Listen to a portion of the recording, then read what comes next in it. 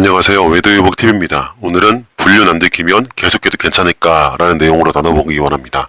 혹시 이런 생각 해보신 적 있으신가요? 만약 들키지만 않는다면 이 관계 계속해도 괜찮지 않을까? 하루를 시작할 때 눈을 뜨면 옆에 배우자가 있고 아침 식탁에는 아이들이 앉아있고 겉으로는 평범한 가정의 하루가 흘러가죠. 그 속에서 웃고 대화를 나누고 일상적인 일을 하면서도 마음 어딘가에는 또 다른 세계가 열려있는 것 같습니다. 그 세계에는 나를 이해해주는 사람이 있습니다. 내 이야기를 끝까지 들어주고 작은 말에도 웃어주고 잊고 있던 설렘을 다시 느끼게 해주는 사람. 그 사람과 주고받는 메시지 한 줄이 혹은 그 사람의 짧은 눈빛 하나가 오늘 하루를 견디게 하는 힘이 되기도 하죠. 그래서 이런 마음이 들 수가 있어요. 이 관계만 유지하면 돼. 가정은 그대로 지키면서 이 사람에게만 위로받으면 되잖아. 조심하면 들킬 일도 없을 거야. 저도 알아요. 그 마음이 단순한 욕심이 아니라 어쩌면 그동안 쌓였던 외로움과 이해하지 못한 그 상처들, 그리고 내 존재를 다시 특별하게 만들어주는 감정에서 비롯된 거라는 걸 너무 잘 알고 있습니다. 하지만 여기에 꼭 기억해야 할 사실이 있어요. 안 들키면 괜찮을 거라는 생각이 가장 위험한 착각이라는 거예요. 왜냐하면 들키고 안 들킬 거의 문제를 떠나서 이미 그 순간부터 나와 내 삶의 균열이 시작되기 때문이에요. 이 균열은 처음엔 아주 작아서 거의 느껴지지가 않아요. 하지만 시간이 갈수록 말투 속에서, 표정 속에서, 행동 속에 스며들어 옵니다. 배우자와 대화할 때 예전처럼 눈을 볼 수가 없어요. 가족과 함께 있어도 생각은 다른 곳에 가 있고 아이들이 웃는 모습을 보면 마음 한켠에 묘한 죄책감이 스며듭니다. 겉으로는 아무렇지 않게 일상을 살아가지만 내 마음은 이미 두 개의 세상을 오가느라 점점 지쳐가죠. 그리고 이 피로는 들키지 않아도 쌓입니다. 거짓말을 유지하기 위해서 더 많은 거짓말을 만들어야 하고 그 사람과의 약속을 지키려다 보니 가족과의 시간을 줄이게 되고 결국 어느 순간엔 나는 왜 이렇게까지 하고 있지? 라는 질문이 떠오릅니다. 혹시 이런 경험 해본 적 없나요? 전화가 울릴 때 순간적으로 심장이 철렁 내려앉는 기분, 메시지를 확인하기 전에 주변을 먼저 둘러보는 습관, SNS 사진 하나 올릴 때도 혹시나 흔적이 남을까 고민하는 시간, 이 모든 게 들키지 않기 위해 치러야 하는 대가예요. 더 무서운 건 들키지 않아도 이미 잃고 있는 것들이 있다는 거예요. 마음의 평온, 배우자와의 신뢰, 아이들이 느낀 안정감, 그리고 무엇보다 나는 어떤 사람인가에 대한 나 자신에 대한 그 믿음까지. 그래서 오늘 드리는 이야기는 비난이 아니라 그 길 끝에 서본 사람들이 공통적으로 전한 이야기들이에요. 안 들키면 괜찮을 줄 알았는데 그게 아니었다. 지금부터 말씀드릴 7가지 이유는 왜 들키지만 아니면 된다는 생각이 위험한 함정인지, 그리고 들키지 않아도 불륜이 결국 삶을 무너뜨리는 이유가 무엇인지 분명하게 말씀드리겠습니다. 첫째, 결국 들킨다. 많은 사람들이 불륜을 시작할 때 이렇게 생각합니다. 조심하면 안 걸릴 수 있겠지. 그래서 초반에 정말 철저하게 움직여요. 메시지는 바로 지우고, 통화 기록도 깔끔하게 삭제하고, 일정도 배우자와 겹치지 않게 짜놓고, 사진도 어떤 내용도 휴지통에 있는 것들을 다 버려서 완전 삭제버립니다. 심지어 만나기 전으로 다른 사람과 있었던 것처럼 사진이나 위치 기록까지 만들어두죠. 이 정도면은 완벽하다고 느껴요. 하지만 시간이 지날수록 방심이 찾아옵니다. 사람은 긴장 상태를 오래 유지할 수 없어요. 처음에 모든 행동이 경계심 속에서 이루어지지만 몇 달, 몇 년이 지나면 이 정도면 괜찮겠지 하는 순간이 옵니다. 그 한 번의 느슨함이 치명적인 흔적을 남겨요. 그리고 들키는 과정은 영화처럼 극적으로만 오지 않습니다. 아주 사소한 순간에 아주 예상치 못한 곳에서 터져요. 회의 시간에 갑자기 울린 알림창, 거기에 떠있는 이름 하나, 그날이라고 적힌 메모장 한 줄, 배우자가 우연히 받은 모르는 번호의 전화, 차 블랙박스에 찍힌 동승자의 모습, 마트에서, 카페에서, 심지어 길 모퉁이에서의 우연한 목격, 이 중 단 하나만 있어도 퍼즐처럼 막혀지는 순간이 옵니다. 더 무서운 건 배우자는 이미 마음속 수사를 시작하고 있을 가능성이 굉장히 높습니다. 아주 미세한 변화, 예를 들면 웃음의 빈도라든지 퇴근 시간의 패턴이라든지 평소와 다른 휴대폰 사용 습관, 이미 이것은 의심의 씨앗이 돼요. 그 상태에서 작은 확실한 단서 하나가 발견되면, 이게 나타나면 그동안 쌓아둔 의심이 한 번에 폭발합니다. 그리고 그때는 당신이 아무리 부인해도 이미 결론은 정해져 있어요. 여기에 상대방의 변수도 있습니다. 불륜관계는 영원히 같은 온도를 유지하지 못해요. 감정이 변하거나 다툼이 생기거나 불만이 쌓이면 상대방이 직접 말하지 않아도 표정, 말투, 주변 대화에서 비밀이 새어나갑니다. 심지어 화난 상태에서 폭로라는 카드를 꺼내들 수가 있어요. 서로 지켜주자는 약속은 감정이 깨지는 순간 아무 의미가 없죠. 그리고 들키는 순간의 파괴력은 진짜 상상도 못할 그 상상 이상의 것이에요. 그날 이후 가정의 공기도 완전히 달라져요. 아이들의 눈빛이 바뀌고 배우자의 표정 속에서 더 이상 나를 믿는 그 따뜻한 온기가 사라집니다. 집안에 앉아 있어도 그 자리가 더 이상 내가 머물 수 있는 공간처럼 편하질 않아요. 더 큰 문제는 나는 조심했는데 왜 들켰을까라는 생각이 아무 의미가 없어요. 들키는 건 조심성의 문제가 아니라 시간의 문제이기 때문이에요. 사람은 완벽하지 않고 세상에는 수많은 변수와 우연이 존재합니다. 결국 어떤 형태로든 진실은 드러나게 돼 있어요. 그래서 저는 이렇게 말씀드리고 싶습니다. 분류는 들키느냐 안 들키느냐의 문제가 아니라 시작하는 순간부터 이미 들키기 위한 카운트다운이 시작된다는 거예요. 둘째, 양심의 균열은 숨기기 힘들다. 분류를 하는 동안 가장 먼저 무너지는 건 사실 비밀이 아니라 나 자신에 대한 믿음이에요. 겉으로는 멀쩡히 일상을 살아가고 가정도 지키는 것처럼 보이지만 마음속에서는 이미 매일같이 거짓말을 하고 있다는 사실을 알고 있어요. 이 양심의 균열은 처음엔 아주 작습니다. 처음 거짓말을 할 때는 심장이 두근거리고 말하는 내내 긴장하지만 시간이 지나면서 그 긴장감이 줄어들고 거짓말이 익숙해지죠. 그런데 아이러니하게도 거짓말이 익숙해질수록 마음속의 균열은 더 깊어집니다. 왜냐하면 스스로를 속이는 연습이 계속됐기 때문이에요. 하루 이틀은 괜찮지만 이게 몇 달, 몇 년 동안 계속 거짓말하고 그렇게 양심을 균열을 내버리면 나는 어떤 사람이지라는 질문에 선뜻 대답할 수가 없습니다. 나조차 내가 믿기 어려운 사람이 되어가요. 그리고 이거 사실을 누구보다 자신이 잘 알죠. 이렇게 양심이 흔들리면 의외로 순간에 표정과 말투 행동으로 드러납니다. 배우자가 평범하게 대화를 나누는데도 괜히 박원적인 어조로 답하거나 아이가 아빠 오늘 어디 갔었어? 라고 묻는데 순간적으로 시선을 회피하거나 회사에서 별것 아닌 질문에도 예민하게 반응하는 자신을 발견하거나 이미 이건 들키지 않아도 나타나는 내면의 부작용 같은 거죠. 내 마음이 평안하지 않으면 일상의 작은 대화나 상황에서 과잉 반응을 하게 되고 그게 주변 사람들에게도 전해집니다. 그리고 이 균열의 무서운 점은 다른 사람은 몰라도 나는 안다는 거예요. 밤에 잠자리에 누웠을 때 불현듯 떠오르는 죄책감, 아이들의 얼굴을 볼 때 스치듯 지나가는 그 미안함, 배우자가 웃을 때 그 웃음을 완전히 받아들이지 못하는 그 마음, 이 모든 것이 스스로를 점점 더 작게 만들고 결국 자존감까지 무너뜨리죠.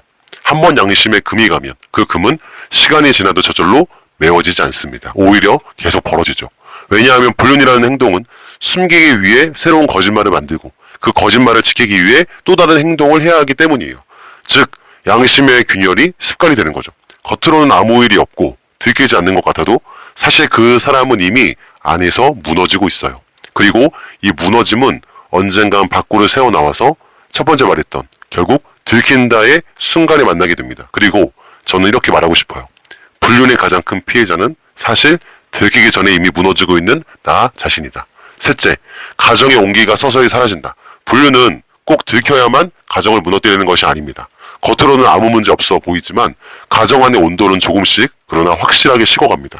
처음에는 잘 안 느껴지죠. 평소처럼 식탁에 앉아서 밥을 먹고 아이에게 장난을 치고 배우자와 대화를 나눕니다. 겉으로는 예전과 다를 게 없어 보이죠. 하지만 아주 작은 것들이 변하기 시작해요.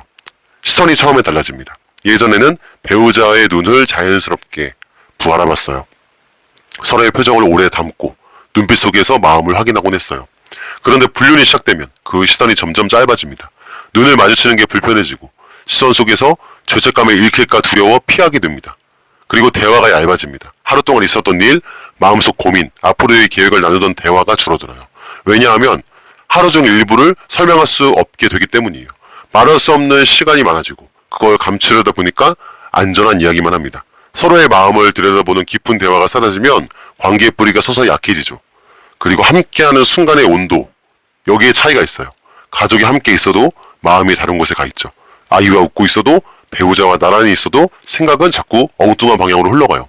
겉으로는 평범한 하루지만 진심이 빠지는 순간들은 쌓일수록 공기를 차갑게 만들어요. 이런 변화는 배우자가 모를 수 없겠죠. 사랑하는 사람일수록 함께하는 시간이 길수록 숨소리 하나, 말투 하나만으로도 무언가 달라졌다는 걸 감지합니다. 그리고 가정의 온기가 식기 시작하면 그 회복은 생각보다 훨씬 어렵습니다. 처음에는 대화가 줄고 그 다음에는 웃음이 줄고 결국 서로가 함께 있어도 각자 마음을 닫아요. 주말에 함께 나가던 시간은 줄어들고 식탁 위나 대화 대신 TV 소리가 그 자리를 채우기 시작합니다. 가정이 더 이상 편안한 쉼터가 아니라 그저 머무는 공간이 되어버려요. 문제는 이 모든 과정이 들키지 않아도 진행된다는 거예요. 즉 폭발처럼 한순간에 무너지는 것이 아니라 서서히 그러나 확실하게 집안 구석구석에 그 냉기가 퍼져나갑니다. 그리고 한 번 식은 그 이 온도를 다시 데우는 일은 식지 않게 지키는 것보다 훨씬 더 어렵습니다. 분류는 그래서 한 번의 배신이 아니라 매일 조금씩 온기를 뺏어가는 냉기와도 같습니다. 넷째, 자녀의 정서가 무너진다. 아이들은 생각보다 훨씬 민감합니다. 말로 설명하지 않아도 집안의 공기와 부모의 표정 속에서 변화를 읽어냅니다. 부모가 웃고 있어도 그 웃음 속에 담긴 온도와 진심의 무게를 느낄 수 있습니다. 분류를 하게 되면 들키지 않아도 가정의 온도가 변합니다. 대화가 줄고 웃음이 줄고 스킨십이 줄어드는 그 변화는 아이들에게 고스란히 전해져요. 어느 날 아이는 이유를 알 수 없는 불안을 느낍니다. 첫 번째는 보이지 않는 불안이 있어요. 아이는 부모의 미묘한 긴장감, 예민함, 그리고 공허한 시선을 느끼죠. 다 받아냅니다. 그게 정확히 무슨 뜻인지, 무슨 의미인지는 모르겠지만 집이 정 같진 않네? 라는 감각이 생겨요. 집이 안전하고 편안한 곳이어야 하는데 그 편안함이 깨지면 아이는 마음속에 작은 경계심을 품고 눈치를 보기 시작합니다. 그리고 또다시 두 번째는 대화와 관심이 결핍이 돼요. 불륜관계를 유지하는 동안 부모는 감정과 시간을 외부했어요. 그만큼 아이와의 대화, 눈맞춤, 놀이, 관심이 줄어들죠. 아이 입장에서 엄마 아빠가 나와 있는 시간이 줄어드는 것은 곧 나는 덜 중요한 존재라는 메시지로 받아들일 수도 있습니다. 그리고 세 번째는 애정 표현의 변화예요. 예전에는 자연스럽게 안아주고 머리를 쓰다듬어주고 하루의 이야기를 들어주던 부모가 이제는 피곤하다는 그 이유로, 바쁘다는 이유로, 아니면 무의식적으로 그 시간을 줄입니다.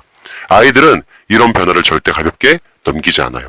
작은 애정 표현이 줄어드는 것은 아이 마음속에 나를 향한 사랑이 줄었다는 신호로 바뀝니다. 끝으로 가치관이 변합니다.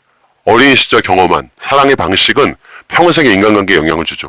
부모가 보여주는 사랑의 일관성이 깨지면 아이들은 관계에 대한 불신, 애정, 결핍 혹은 과도한 집착을 경험하게 됩니다. 나중에 커서도 안정적인 관계를 만들기 어려워질 수 있다는 거예요.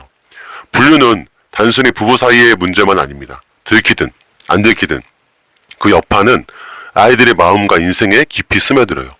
아이에게는 부모의 말보다 행동이 훨씬 강력한 메시지입니다.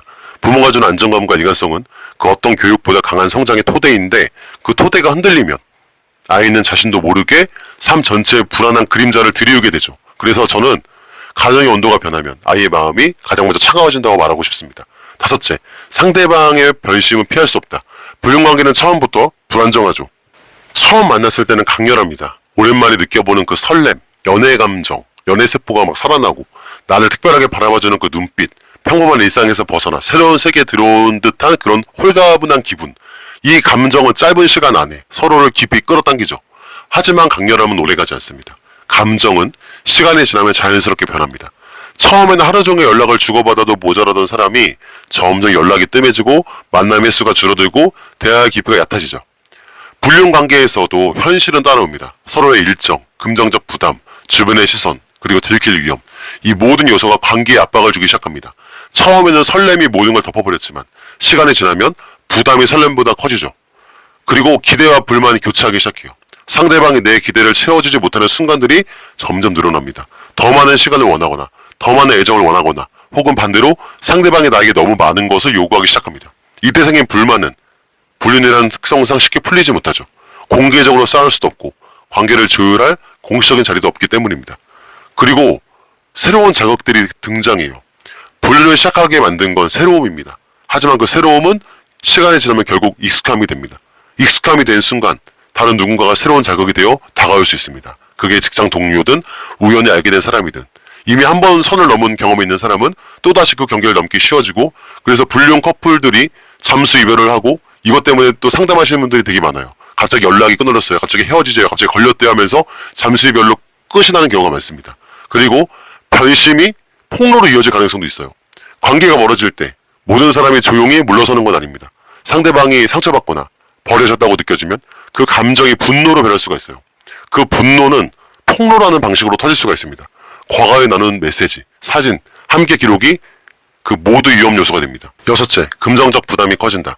불륜관계를 유지하는데 생각보다 많은 비용이 들어갑니다. 처음엔 별거 아닌 것처럼 느껴지죠. 한두 번의 식사, 작은 선물, 커피 한 잔, 택시비 정도. 하지만 그게 한 달, 1년, 몇 년씩 쌓이면 이야기가 달라져요. 만남을 위해서는 시간을 만들어야 하고 그 시간을 자연스럽게 만들기 위해 또 다른 매출이나 약속을 준비해야 합니다. 그 과정에서 여행, 숙박, 은밀한 공간 대여, 기념일, 선물 같은 비용이 계속 추가되죠. 이 모든 지출은 가정의 생활비나 저축에서 빠져나갑니다. 처음엔 이 정도쯤이야 라고 생각하지만 나중엔 한 달 생활비의 큰 부분을 차지하게 되고 재정 상황을 악화시키는 원인이 됩니다. 더 무서운 건 이 돈이 숨겨진 지출이라는 점이에요. 배우자나 가족이 모르게 써야 되니까 현금 인출, 숨겨진 계좌, 회사 경비나 개인 비자금 같은 방식이 동원됩니다. 하지만 돈은 흔적을 남깁니다. 카드 명세서, 통장 거래 내역, 현금 흐름의 변화. 이건 들키는 직접적인 이유가 될 수 있고 들키지 않아도 가정의 재정을 불안하게 만들죠. 또한 감정이 깊어질수록 상대방에게 더 좋은 걸 해주고 싶은 마음이 생깁니다. 그 마음이 때로는 무리한 지출로 이어져요. 비싼 선물, 여행, 외식, 심지어 차량이나 집과 같은 큰 선물까지도 욕심이나 책임감처럼 느껴져서 하게 되시는 분들도 많습니다. 그러나 이런 소비는 결국 빚으로 남거나 집안의 재정 계획을 완전히 틀어지게 만들죠. 재정적인 압박은 사람을 예민하게 만듭니다. 가정에서는 돈 문제로 작은 다툼이 잦아지고 불륜관계에서도 왜 더 못해주냐는 불만이 생길 수가 있습니다. 결국 돈 문제는 관계를 무너뜨리는 기폭제가 되고 남는 건 빚과 불신뿐이죠. 그래서 불륜에서의 금전 지출은 단순한 연애 비용이 아니라 가정과 삶 전체를 위험에 빠뜨리는 부메랑이에요. 들키지 않아도 재정의 불안은 결국 집안과 내 삶을 갉아먹습니다. 마지막 7째, 나 자신을 잊는다. 불륜이 남기는 가장 깊은 상처는 사실 상대방에게서도 가정에서의 갈등에서도 오는 게 아닙니다. 바로 나 자신을 잃어가는 거예요. 처음 그 관계가 시작될 때 이유는 다양할 수 있습니다. 외로움, 무시당한 마음, 반복된 갈등, 혹은 단순한 호기심일 수 있죠. 그때는 마치 내 안에 비어있던 자리를 채워주는 듯한 달콤함이 찾아와요. 누군가 나를 원하는 시선, 기다려주는 마음, 작은 말 한마디로도 힘이 나는 경험. 그 순간에는 이건 나를 살리는 것 같다는 착각마저 들어요. 하지만 그 대가로 내가 조금씩 무너지고 있다는 건 초반에는 잘 보이지 않습니다. 처음에는 거짓말이 어색하고 마음 한구석이 불편하죠. 하지만 그 불편함을 견디는 시간이 길어질수록 오히려 거짓말이 습관이 됩니다. 이 정도는 괜찮겠지라는 자기 합리화가 점점 늘어나고 나도 모르게 거짓이 진심을 덮는 일이 자연스러워져요. 이중생활은 생각보다 훨씬 많은 에너지를 뺏깁니다. 하루에도 수십 번씩 말을 고르고 표정을 관리하고 행동을 조심해야 되죠. 가정에서의 나와 불륜관계 속의 나는 전혀 다른 사람처럼 살아가야 하고 이 두 개의 세계를 유지하기 위해 늘 머릿속 계산을 멈출 수가 없어. 그러다 보면 진짜 나는 점점 희미해지고 남는 건 상황에 맞춰 변신하는 가짜 모습이에요. 이렇게 시간이 지나면 스스로를 믿지 못하는 상태가 와요. 나는 약속을 지킬 수 있는 사람인가? 내가 하는 말은 진짜일까? 누군가 나를 믿어줄 때 그 믿음을 끝까지 지킬 수 있을까? 이런 질문이 머릿속에 맴돌고 답할 수 없게 됩니다. 그리고 그 불신은 나 혼자만의 문제가 아니에요. 내가 만든 가짜 모습은 주변 사람들의 눈에도 조금씩 드러납니다. 가족, 친구, 직장 동료. 예전에는 나를 믿어주던 사람들이 어느 순간부터 나를 경계하거나 더 이상 깊이 의지하지 않게 돼요. 그 시선 속에서 나는 점점 더 작아지고 더 움츠러들고 결국 자신감마저 잃게 됩니다. 무엇보다 큰 문제는 그 과정에서 내가 나를 존중하지 못하게 된다는 거예요. 존중할 수 없는 자신과 매일 마주하다 보면 행복이나 평안 같은 건 쉽게 찾아오지 않습니다. 아무리 좋은 관계를 만들어도 아무리 새로운 것을 시작해도 내 안에서 나는 그런 사람이야 라는 씁쓸한 인식이 발목을 잡아요. 불륜의 끝은 이렇게 자기 상실로 향합니다. 그래서 자살하시는 분들도 많아요. 사랑받고 싶어서 시작했지만 결국 사랑받을 수 없는 나를 만들고 마는 거예요. 그리고 그 상태에서 진짜 나를 되찾으려면 상상 이상으로 많은 시간과 용기 그리고 자기와의 치열한 싸움이 필요합니다. 그래서 저는 이렇게 말하고 싶어요. 불륜은 가정을 잃게 만들 수도 있지만 그보다 더 무서운 건 나 자신을 잃게 만든다는 거다. 그리고 자신을 잃는 순간 그 어떤 관계도 나를 온전히 채울 수 없다. 혹시 지금 이 이야기를 들으면서 마음이 무겁거나 복잡하진 않으신가요? 머릿속에 정리되지 않고 감정이 오르내리고 마음 한쪽에서는 그래 멈춰야 한다는 목소리가 들리지만 또 다른 한쪽에서는 아직은 괜찮지 않을까 하는 유혹이 밀려오나요? 그렇다면 저는 먼저 이렇게 말씀드리고 싶어요.